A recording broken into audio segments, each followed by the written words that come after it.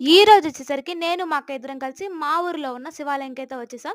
ఇదెలా ఉందో చూసేద్దాం రండి. అలా కాళ్ళు కడుక్కొని, ధ్వజస్తంభం దగ్గరికెళ్ళి దండం పెట్టుకొని, ప్రదక్షిణాలైతే స్టార్ట్ చేశామనమాట. ఈ గుడైతే చాలా అంటే చాలా బాగుంటుందనమాట.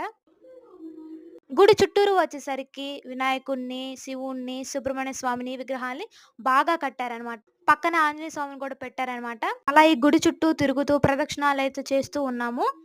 ఇది గుడిలోనే చాలా అంటే చాలా చెట్లు పెంచుతున్నారు. ఎవరి నక్షత్రం మీద వాళ్ళకి ఇక్కడ చెట్లనేవి ఉంటవి. ఆ నక్షత్రం వాళ్ళు వాళ్ళకి ఏ చెట్టో తెలుసు కాబట్టి వాళ్ళు ఆ చెట్టు చుట్టూ ప్రదక్షిణాలు చేస్తారు. 5 గాని, 21 గాని ఇలా చేసుకుంటారు.